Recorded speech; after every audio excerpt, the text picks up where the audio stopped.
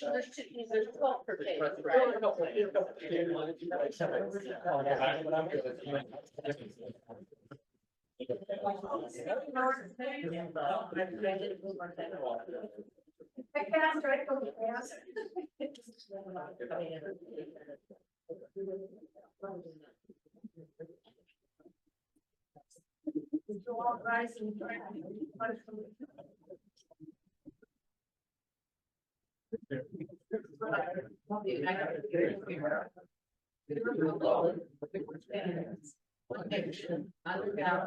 indivisible, with liberty and justice for all.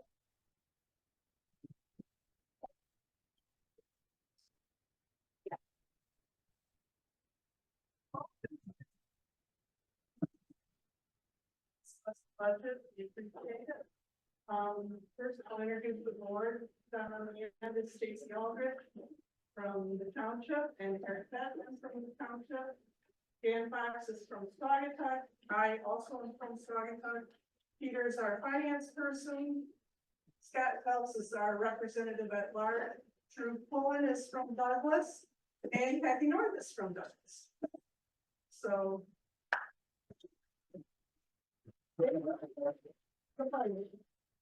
Okay, moving on. We can have a roll call vote. Aldrich, here. Beckman, Here. Fox, Here. Plank, here. Phelps, Here. Cullen, here. North, here. Okay, just a reminder, would you all turn off your cell phones or silence them? And please don't text, it's against the open meeting, it's to text during the meeting. So moving on. Could we have an approval of the agenda, please?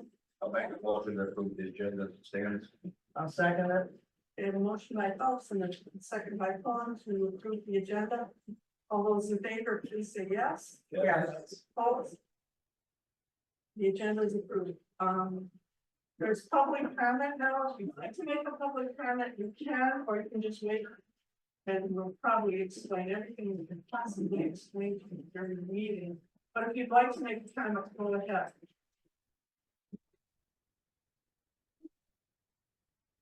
We have no public comments. So moving on. We have a special guest speaker tonight from Life EMS. So Aaron Cochran. You'd like to take the podium? Sure. And good. I want to come with them, or you want to? I'm actually Eric. That's good. That's I'm so confused. Sorry about that. Yeah, thank you. Good afternoon, everyone. I am Ted Van Salkum. I'm the Director of Operations for Central Operations for Life EMS. I have Aaron Scott with me tonight. He's the Deputy Director of Central Operations, also for Life EMS. Just going to read a little thing here for you. We're excited to introduce Life EMS Ambulance and share some highlights of our company. Life EMS Ambulance has been a trusted provider of emergency medical services across our region for nearly 45 years, dedicated to delivering skill and compassion with dignity and respect. Life EMS Ambulance currently provides emergency and non-emergency services to 10 counties in West and Northwest Michigan, and we employ over 700 associates. In addition to emergency ambulances, Life EMS also specializes in wheelchair, ambulatory, and behavioral health transportation. Our behavioral health program is the only one of its kind in the state of Michigan to provide safe, respectful transportation of behavioral health clients. By excelling in alternate transportation methods, Life EMS Ambulance has increased resource availability for medical emergencies. We are committed to ensuring that every resident and visitor in this area has access to the highest standard of emergency medical care. Life EMS Ambulance has served the southern half of the Saugatuck Township Fire District for nearly 4 years, and our expansion into the northern half of the fire district will enhance our service offerings and strengthen our partnership with local fire and police services as we strive to create a seamless response system. The fire district will be primarily serviced by our southern operation, which is responsible for coverage areas in Kalamazoo, Allegan, and Van Buren counties. Support for those units will come from central operations, which has coverage area in Kent and Ottawa counties. The central operations support resource will deploy from our facility in Hudsonville and post in northwest Allegan County, just south of Holland. At Life EMS Ambulance, we prioritize efficiency, professionalism, and most importantly, the well-being of those we serve. We look forward to collaborating closely with the Fire Board, councils, Board of Trustees, and the Board of Trustees that are represented here today to enhance emergency medical services to contribute positively to the safety and health of the Saugatuck and Douglas communities. Thank you all for the opportunity to introduce Life EMS Ambulance.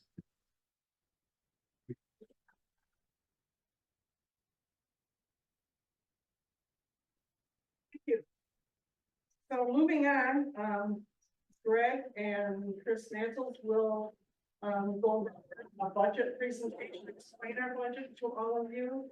And if there's any questions, we can take those during the public hearing.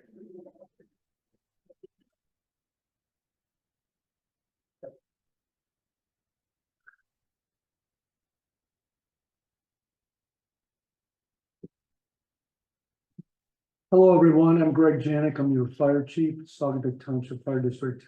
So Chris and I are going to kind of share some highlights with you to get your minds off of the heat in our oven of the building.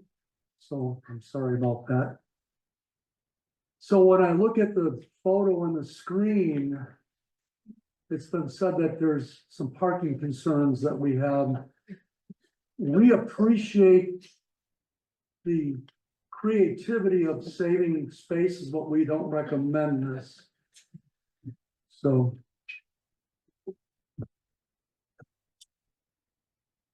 Going on to our presentation, we have some things we wanted to share with you as far as call volume, training, the first responder vehicle that you can see that's right over here, the big red one, life ambulance, school safety, which is a huge core value of ours.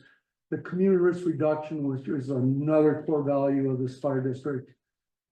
Drone usage, which is something that was unforeseen when we ventured into the drone collaborative efforts, and some budget highlights. Call volume. I'll give you an example. We averaged 3 calls per day. This past weekend, Saturday and Sunday, the crews did 19 calls. Really extraordinary, and he was short-staffed. One of our Kyle was short-staffed, one member, and they were actually responding as many as 3 calls at one time. So our little town certainly has these surges in call volume that, you know, we have to be prepared for, and they tackled every one of them with professionalism and with integrity. So you can see what's happened is 4 out of 5 months in 2024, the call volume has broken records. You know, we're up about 16%. The way it's projected, if we keep at this pace, we'll be up at 16% at the end of the year. So training, strong emphasis of training, big thing. We wanted to get involved in training. More so on practical side, we trained 3 days a week. We also went into a situation where we went into 5 days a week plus Saturday. So it's really a big deal to make the time to get into that situation. And you can see it was really about situational awareness and operational awareness. That was what we wanted to achieve. We wanted better pump operators, better suppression people. And the house you see in the slide is a house that actually we intended to burn down. And it was donated to us to burn down, saving demolition costs. And we worked with 5 other fire departments on this training evolution, just from a water supply perspective. How do we have enough water in areas where there's no hydrant infrastructure? So you can see from the slide and the information in the packet that we have over 3,600 hours in training from April 2023 to April 2024. So most of you may recall we lost one of our medical vehicles. Unfortunately, it was on Blue Star. 3rd call they were going to. We had 2 other calls going on at one time, a fire and another medical. And unfortunately, intoxicated driver ran into one of our captains. The truck was not repairable. So we decided with the board, that was an opportunity for us to get into something that we could transport with, if we had to. Very limited budget, so we insured that truck for $52,000. And they handed me $19,000 and $500, $19,500. I could buy a really nice golf cart with that. So it was very challenging. I went to the board and they were on board with graduating to a different truck and gave me a very generous budget of $42,000. So we were able to send Chris and another member, Kevin Stevens, down in West Virginia. They looked at the truck and did pros and cons, and that's what we bought, and that's what you see right there. I assure you, it did not look like that when we brought it back. It was much like a big white elephant, or what, a white buffalo, as they say. And we had to reach out and beg, borrow, and all those adjectives to get it on the road. We couldn't paint it. The bodywork had to be done. You couldn't cover up corrosion. It was aluminum body. So how do you do that? So you go to some vendors that you work with and say, what can you do? They said, wrap it. So the truck has vinyl on it. They did the body work and charged us for the whole project $5,000, which was about a third of what it should have been. So we're very grateful. Our friends and partners at Life Ambulance donated a cot. A new cot quote was $33,000, the stretcher, $33,000. So we looked for refurbished ones. That was around $9,000. I had no budget for it. What you see in the back of the truck is from Life Ambulance. So we're really grateful for that. Yeah. And that's kind of what's really nice. I'll just kind of jump into this. We don't want to be a transport company, but if you're not there, we're going to transport.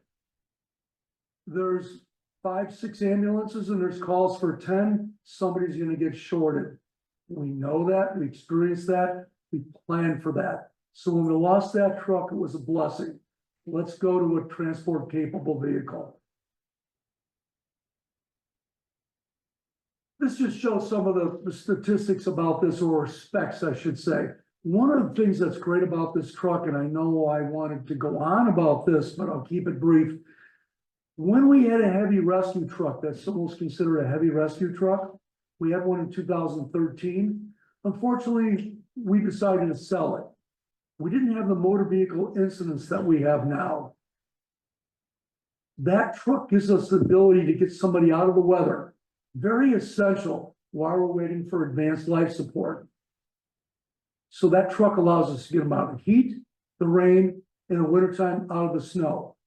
We just recently did a fire. We were on a training session. We had 8 people in that truck. That would not happen in the other expedition. You got to be even careful about having overweight medical vehicles. We can put a tank in here, that won't happen. So a lot of good came out of this. Oh my gosh, what are we gonna do about a truck, you know? And it's our board that made it happen. And then we have our trial agreements, our pilot program for an ambulance company. Our goal was to have one provider. I can get on the phone and call the owner direct. He may not like that, but he made the mistake of giving me his phone number. So, and I've worked with Mr. Meyer on several renewals of contracts and always complete gentlemen. What I like about it is we can do a face-to-face. So I saw a lot of advantages to this. Chris and I and other members worked on this for probably 4 years, this transition. So we hope with Life that we won't have to transport. They'll fulfill the need. I can tell you over the weekend, with the call volume we had, they never missed anything. So we'll be helpful on that. Decreased response times, our goal. You should see a reduction in the cost of services for the people that have to pay for this service. And a local West Michigan company. So for me, it was an easy decision. Oh, this is at the heart of me, school safety. One of the reasons I took this job, and I worked with Scott back in 2001, and we did fire prevention at the school with Tony Shippa, right, Scott? Yep. So that was really what hooked me into the whole firefighter aspect. To work with the kids and to see how these programs would really make a difference. So fast forward 23 years, and we have this tremendous curriculum. So we're very passionate about this. Well, when we went to that radio system, which is 800 megahertz, I don't want to bore you with that. That new system doesn't work well within buildings, particularly schools. So one of our goals as a department is how do we get involved and make change? How do we do that? We have to have public safety communications in our schools. We all know what's happening. Even though we average 105 fires a year in schools, they don't make the news. Shootings do. So how do we have interoperability between agencies? Fire, public safety, law enforcement. And that is what we targeted. So we asked the elementary school, can we test the radios? Can we test the radios? They weren't crazy about it initially. After 2 years with Douglas Police, Alvin County, Saugatuck Fire, we tested the radio system in the school. See all the red? You don't want that.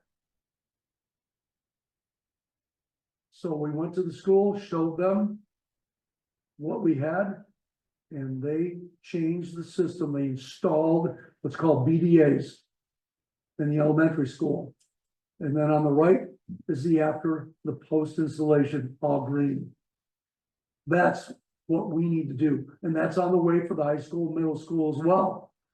Going back, we're advocates for designated SROs, not SROs, school resource officers, not SROs that are gonna leave the school. These are designated, that's our opinion, that's my opinion. They have to be designated. We'd like to see that. Alvin County radio testing. Alvin County is the first and the only county we know of that tested all their schools for radio testing. We're working on that right now. And interoperability, my goal, be able to talk to ALS, talk to Douglas Police, Alvin County Sheriff, to me is mission critical. We have to do that. Collaborative efforts, people. And Chris has it from here. Good afternoon, everyone. I'm Chris Manos, the Deputy Chief, and I kind of head up our Department of Fire Prevention. So I'm going to talk briefly about community risk reduction.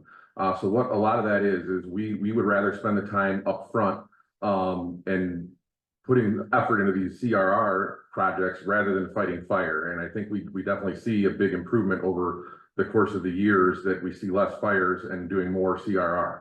So over our year was from April to the end of March, just to have a year full of data. In that time, our department installed 78 of the green address signs. It did over 571 inspections. So that's either a short-term rental or a commercial occupancy, which equaled over 1.2 million square feet that we inspected in that time frame. Just about 330 hours of plan reviews for new developments and constructions. And then another 120 hours of just like system inspections. So for example, like the new hospital, where we would go and inspect the fire alarm system, test it along with the fire suppression alongside the vendor that installed it. That's what that 124 hours comes up to. So quite involved in these different projects, but it makes it a lot easier to be involved up front than to figure out after development goes in that we can't fit our fire trucks down the road. Smoke and carbon monoxide installs, we do those completely free of charge. So in that same time frame, we installed 193 smokes and 61 carbon monoxide alarms. The importance of that, or why I believe we do CRR, is this was a post on Facebook from a little over a month ago. But we installed, both smoke and carbon monoxide alarms in this residence back in 2019. Earlier this year, they called 911 because the carbon monoxide alarm went off as we had instructed them to do. It turned out that there were elevated levels in their home from a faulty furnace that was only a couple of years old, or a faulty part in the furnace, and the alarm did exactly its job. So the alarms we installed saved this family's lives because it alerted them of the problem rather than them staying in the house and sleeping through it. So I think that alone, in just this one instance, and there's a couple others that have happened throughout the years, but all of those are worth the effort for this install time. Along with that, we spent quite a bit of time at the elementary school talking about various different topics. We did ice and cold water safety, and where either the firefighters or the police officer would race the teacher to put on the ice rescue suit, as you can see in the picture. So that part's just the fun, but that's after we actually talk about the lesson first. Smoke and carbon monoxide alarms, how to test them. This year, we introduced a new one with lithium-ion charging safety because so many kids have tablets and iPads and whatnot. And want to make sure they're not charging them under their pillow or places like that. So that was a good one. And then stranger danger or safe adults. So that way both, and we do this alongside the Douglas Police Department. So there's an officer with us all the time too. So we share in these lessons. We talk about learning our home addresses, closing the door while you sleep, boat, beach, and water safety. All of these kids play out at Old Beach or one of the beaches throughout the summer. So it's important that they know what to do and how to do it. And then where they should be biking and where they should be walking on which side of the road. I want to emphasize on the closing your door while you sleep thing. These two photos are from the fire chief Janik reference from like 2 weeks ago. And the left-hand picture is the outside of the door where the fire was, and the right-hand picture is the inside of it. And that's just a hollow core door. But that's what it looks like on the outside, but it contained the fire to the room of origin because the door was closed. And it's the same thing while you're sleeping, it can snuff the oxygen out just by having the door closed. So we teach this to the kids, and it's just an important thing here too.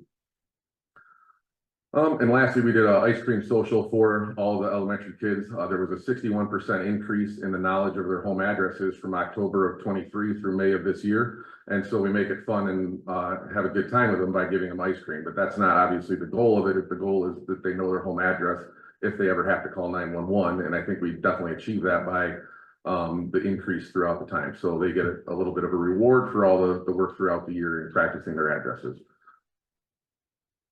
We're going to talk about the traffic management apparatus in just a second, but we spend quite a bit of time out on I-196 and as well as Blue Star Highway and other vehicle accidents. Currently, our method of cone deployment when we have a vehicle accident is that two-wheel dolly on the left side with a personnel walking down the side of the highway, putting cones. And so this would, if there's a longer term accident, we cone off the lane of traffic so we can keep traffic moving, but it keeps them away from our responders, as well as the record operators, et cetera. That is probably the most dangerous position to be in, is walking down the highway next to the motoring public that are texting and driving, as well as many other things. So it's that we've been trying to get out of that for several years, and we finally came up with a solution. So it was 8 or 9 years ago, and we start the picture on the right is the AutoCone 5000, and initially it started as a joke that we should get that to deploy cones on the highway. But it's at the time it was in the neighborhood of $800,000, and actually that company has now gone out of business, so they don't even make it anymore. But it was still an interesting tool that could get people off the highway. So fast forward to today, we have this truck actually on order that is called a traffic management apparatus. So on either side of the truck, they call them man buckets, but they're personnel buckets. And so the personnel would stand down in the bucket on either side of the truck where they're protected and not on the roadway. And then the driver would continue to drive while the person on the truck deploys the cones. So it's going to get our people off the roadway and keep them safe, as well as on the back of the truck. It's called an attenuator, and that is designed to take the hit if someone does rear end the truck doing 75 miles an hour. That collapses and takes the shock of it, and the truck won't even move forward. It'll basically sit still. And so that protects the people in the truck as well as the person that might actually hit the truck. Whereas if they rear-ended one of the tankers we currently use for blocking, if they're going to go from 75 mile an hour to a dead stop with none of that shock absorber cushion in between. So we paid for most of this through donations and grants, and a part of it out of our capital plan after planning for it. But it's not going to be just to protect fire personnel. We're also out there on the highway to protect the law enforcement partners, wrecker operators, et cetera, that we're gonna use it to keep everybody safe, not just us. So we're very excited to add this to our fleet, and get the people or personnel off the highway, and protected from the public. So I'm gonna turn it back over to Chief Janik.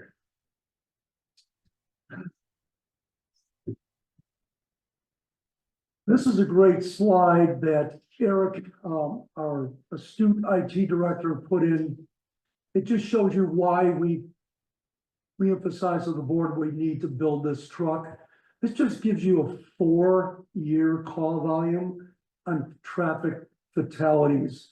Look at the amount of law enforcement people we lost, firefighters, tow operators, and road service technicians. Our goal is to reduce that in our area. And whether we go to Hamilton or whether we go down south, we typically just go as far as Ganges. We've gone on occasion down to South Haven. We'll do 80 events, 80 incidents on just our area of 196. So an essential piece of equipment that we really wanted to share with you how critical this was. We do more traffic incident management than we do fires, but I probably have $3 or $4 million in assets in that. So it was time to get into this. Another aspect is what we learned about losing one of our medical vehicles is they're not going to replace it. So you may have replacement value insurance, but that's agreed value when it's over 15 years. Where I'm going with that is one of those tankers that's probably $600,000 to replace, they're going to hand me $80,000 or $90,000. So it was also an economic motivator to get the tankers and the trucks off the road to the extent possible. Oh, the drone. When we were persuaded to go into the drone collaborative resourcing with Hamilton at the lead, we knew we wanted to have a thermal imager that we could see the heat imprint of somebody at night. We wanted to have a camera we could read a license plate on at the roundabout. We wanted that ability. That all comes with a price. Well, by working together, we can buy a much better piece of equipment. It's so good that the county calls us out. I don't know if that's bad. However, our job is to save lives and reduce risks and injuries. So you'll see on the bar graph, 21 calls for drone usage. Big time. Douglas, we've been fortunate enough with Douglas, Halloween. That drone is in the air, right, Liz? And that is really an essential function. We've done it at 4th of July parades. It really is I didn't see that coming. But you know, it's a $34,000 piece of equipment. We are adding drone operators all the time. They have to be FAA approved. It's a big commitment. There's a trailer, the trailer's kept in Hamilton, and 3 departments are dispatched at the same time, and we go to the task at hand, whether it's South Haven, Pullman, Lee, Saugatuck. So I want to share with you that I believe you're going to see more drones in fire departments. 5 years, they'll probably all have drones. Do we all have to have drones? No. So we're going to have more calls. Equipment costs. I think you all know you're in municipal government. You're shocked at what used to cost $325,000 for an engine now is $800,000. Just name a price, that's what it is. This gives you an example of turnout gear, which is a 10-year maximum life expectancy. Unfunded mandates are what we all deal with in the fire service more than others. So it gives you an idea of what it costs to kit out a firefighter. Yes, the X's, the bars, the flashlights, yeah, they'll last longer. But the jackets and the pants, the helmet, the gloves, the boots, 10 years, that's it. That's it. So We're lucky if we can buy 3 turnout sets a year. So we try to replace them 3 to 6 at a time. Grants are very difficult. FEMA grants that this kind of money requires. The competition is very, very stiff. So I want to give you an idea about what we get plagued with these unfunded mandates. So we are funded by a millage, right? Property increases, property values. In 2023, 2024, we came to you to ask to raise the millage so we could hire 3 more firefighters to meet the demands of today's fire service and the declining paid on call and volunteer workforce. That comes with a price. You approve that millage. We are not going to raise that millage. We want to keep it at 2.5, do the best we can. We ended up with almost 11% increase in the budget. Property values, the new construction, sales are uncapped. All that helps you as well as us. So those are the things we just wanted to share with you. We also had a slide in the packet or a page in the packet that shows all the building permits that are going on. Pretty significant. Where are they coming from? But they're here. And meeting those demands, those construction permit demands, particularly in Township, in Douglas, where there's more available room, is significant. In Saugatuck City, they just tear down something and they rebuild it. So it's very real. Our area is so popular, good and bad. Non-tax revenue, by that, grants, donations, cost recovery. This just shows the bar graph. That's hard to read, I know, up there. But it is in the pack. So far, 2014 to 2024, we've done about $1,100,000 in non-tax revenue. And we also average about $110,000 per year with captivating those grants and cost recovery and the generous donors that we have. So I hope that makes sense. Now you can see a photo of Kyle up there, right there, on a fired grass cup. So, yeah. So that concludes our presentation. I hope there were some things in there that you find a benefit. If you have questions, I guess when we go into the public hearing, Jane, right? That would be the time? Okay, thank you very much.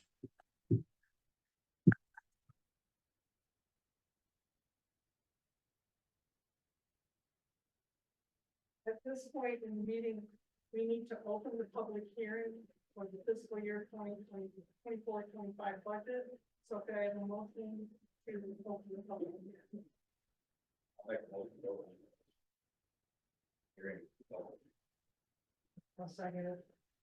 I have a motion by Kyle, so a second by Nora and Fox. To open the public hearing. So is there anybody that would like to speak, ask questions, speak in favor? This will take people that want to speak in favor of the budget. Is there anybody that would like to speak? Oh, I'm sorry. You didn't have to go. All those in favor, please say yes. Yes. Opposed? Haven't done a public hearing. Okay, is there anybody that would like to speak in favor of the budget? Is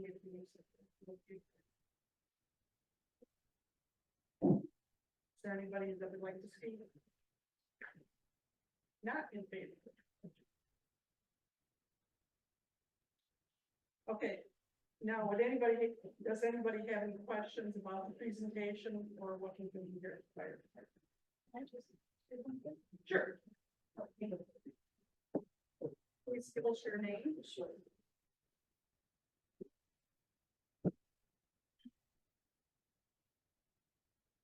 Hi, good evening. Lisa Nasrini, City Manager, City of Douglas. As someone who oversaw a fire department for over 8 years and worked with another fire department, a large fire department in Southeast Michigan, with grants and other opportunities prior to that for 6, I will say that I'm very impressed with how this department has handled their budget. And I will say that if you're not familiar with how a fire department runs, how ALS works, EMS, the whole thing, it's growing and it's growing all over the place right now. And what I will say is that I'm very impressed with this equipment, and a lot of people would probably say, why do you need this? Well, times are changing. And a lot of things the chief brought up and that Chris brought up are very expensive now. The equipment has changed, the exposure has changed. And with exposure that these men and women are, you know, have to, I guess, within the responses that they are have to go to, I'm sorry, I'm just lack of words, it's been a long day in the heat. You know, we have to adapt and we have to change with their expertise. And I will tell you that before I left my previous community, we had 17,500 people and we had ALS cross-trained fire personnel and ALS personnel. And you know, chief, actually, you know, $800,000 is a good deal for a vehicle in this day and age because it's going up exponentially like everything else has. So I want to say to you, just, I haven't had a chance to really kick the tires, so to speak. But what I can say is just from the knowledge I have in writing grants and doing the things I did and learning a lot about the fire department operations and ALS, I'm very impressed with how this equipment works, how this department works. Looking at everything, it appears that you take great pride, gentlemen and ladies and gentlemen, in your department. And I'm very pleased to be a part of these this community and this tri-community effort. So I know that I think even as a resident of Douglas, I support this 100%. So thank you.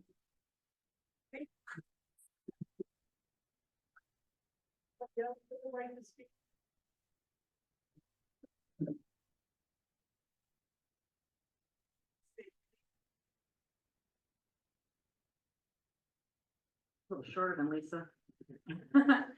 Still involved with Mayor Pro Tem of Saugatuck City. I just wanted to ask quickly about the status of the school resource officer. Chief spoke about I know that it's been in process right now as far as board meetings and that, but I don't think that I'm up to date, and I don't know if the rest of our council members are up to date on that.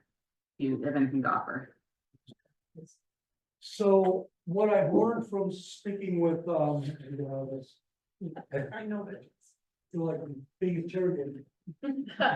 So what I've learned about this, speaking with Sergeant Haas, the school resource officer, is the school understandably is being very cautious about this.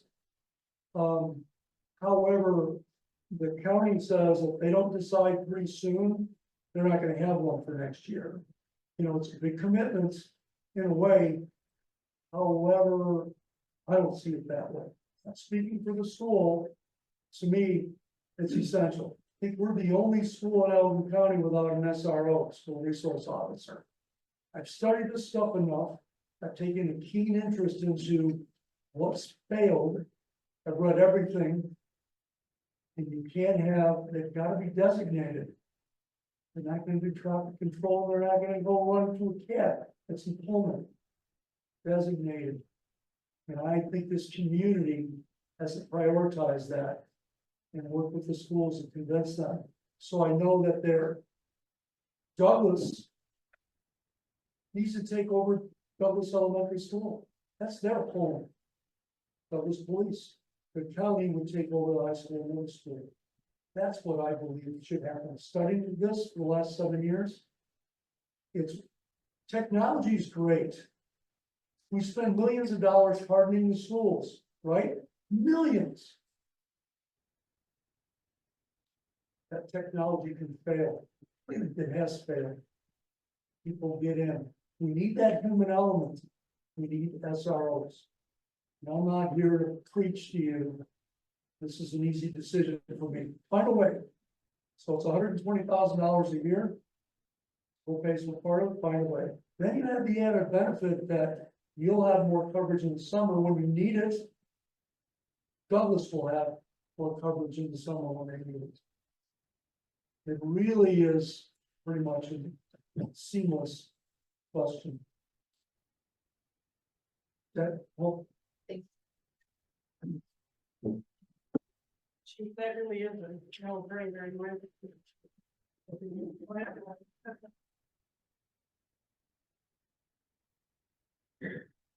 Thanks, Jane. Holly Anderson, Saugatuck City Council. First of all, I really want to thank, the chief and his team for all of the support and work and recommendations they provided to Saugatuck's, short-term rental task force last year. You were incredibly thorough in what we could do as a city, what sort of, ordinances we could pass, to make the city safer, and I really appreciate it. I think we adopted every recommendation you made, so, and importantly, in increasing the, fire inspections from every 3 years to every year, we were able to adjust our rates so that we could capture the cost, so that taxpayers or the fire district weren't underwriting, that expense. So to that end, with the building permits, are there ways for, I mean, our users, builders or either the homeowners or builders, are they paying for the cost of that? Are there ways to capture those costs if they aren't? Yes, we do for a single family dwelling. We do an hour and a half plan review, rate.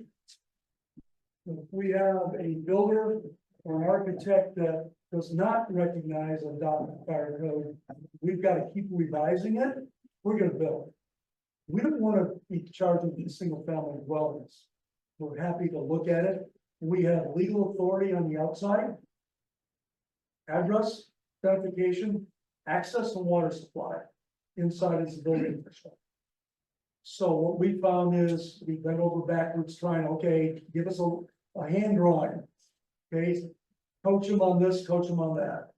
But when a builder's getting paid to do that, you know, it's an hour and a half and then we're doing it. We're gonna build. So direct with commercial. Fire alarm systems, sprinkler systems. All the developments is a billable item. That you'll see in the budget, I'll spare you the search, you know, there's like $30,000 in fees recovered from that. Right. And short-term rentals, so does that answer your question? It does, thank you.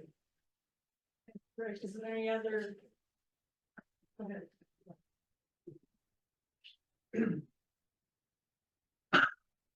Hi, Russ Gardner. First, I'm a father. Secondly, I'm a community member, and thirdly, I'm a Saugatuck City Council. I just want to say thank you to all of the officers, Chief Janik, the board especially. I think I know everybody very well on the board, and I appreciate your service to the community. The stat that caught my attention was the 32% increase or decrease, excuse me, in fire calls. As a kid growing up in this community, I can tell you, as a little group of kids, when that fire bell went off on top of the old livery building, man, we got on our bikes and we rode down there to look at the chalkboard to see where the fire was. And we rode our bikes to where the fire was. My memories of those days were it was extremely volunteer, right? I mean, these were people that lived and worked in the community. My God, how things have changed. The fact that we have such a professional department in such a fairly small community, the progression that was mentioned by the city manager of the village of Douglas, I just continue to be impressed by the ability of this township fire district to actually grow and change with the changing times that we're in. I don't know if I could do it. I mean, frankly, I just think about fire trucks. All the other aspects of what we have to do and the team has to do, I just really appreciate the effort and the thought and the progression that this department has gone through and it's going to continue to evolve. I'm just very pleased to be able to be supportive of this budget and just thank you. Appreciate it. Thank you. Does anybody else like to speak? Can I just, Oh, go ahead. Russ, I'll be happy to buy a chalkboard if you. I got a bike, so I'll be. It's not the best of Chase Fire. Okay, anybody else have anything to say? Oh, go ahead, Dan. I guess what I want to thank the entire fire district and the board and Chief Janik. I did want to highlight the partnership with Light and this new vehicle. There was just so much effort put into coming up with this as a solution and so much creativity and so much time. And I think it's really clear that the chief cares about the community. I mean, this is really done with no fanfare. There was a little press release, but they worked on this for, I want to say, like over a year, looking at the data, trying to figure out the most cost-effective way to improve ambulance coverage in the community and to ensure that if someone is seriously injured, that someone's gonna be there and able to transfer them at least in 20 minutes. So the fact that we have lights coming in is incredible. The fact that we have a backup is even more incredible. So I really want to highlight that and thank them for coming up with that solution, because if you look in Michigan, all over Michigan, response times are a massive problem, and communities are really having to now subsidize the cost of ambulance service. So the fact that our community was so proactive in getting this partnership and then having a backup is really just so incredible, and I can't just thank you enough for doing that, so thank you. Thank you. Danielle. Right, do you have anything? Okay, anybody else speak? Okay, so I need a motion to close the public hearing. Move it close the public hearing. I have a motion from North and support from Beckman. All those in favor, please say yes. Yes. All right. Now I guess the next step is you have to take this back to your communities and pass this budget for us at your next meeting. It needs to be passed by July 1st. Supposed to be. Yeah. So if you would take this back to your next council meeting and bring it up, talk about it. If you want somebody to be there, Richard Bragg or I or somebody will be there. If you want to discuss it further in your council meetings, and thank you for coming. Oh, what? Yes, it is. So, anybody else want to? Yeah, I do. There were a lot of people involved in this budget preparation that worked on it quite some time. I wanted to acknowledge and thank them. Okay, Jane, Peter, our mastermind, Chris Manos, Eric, raise your hand, please. Eric, he's the graphic person. A little bit of me on that, but you know, we were behind this year. It was very difficult. There's only so many hours in the day. And let me tell you, this is a team effort. This isn't one person. It certainly isn't me. This is the group of people that worked on this. Peter just, I don't know what to say. Well, thanks. So anyway, thank you for listening. Yep, and thank you to the chief for putting this presentation together. He's our glue. And then, could I have a motion to adjourn the meeting?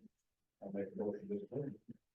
Madam Chair, I think you get the fire board still has to vote on the requested budget in this month too. I think that's on the agenda for today. But I think we have to wait till May. I think that before we go. Okay, I'm sorry about that. May have to have a special seat. Yeah. We can do that. Okay. So. Maybe we should keep it small for longer. Maybe. Next year. And maybe it won't be hot. And you're lucky that we got it done at this time, so. Okay, we have a motion to adjourn, all in favor, please say yes. And opposed. Thanks for coming. Thank you for. Thank you. Thank you.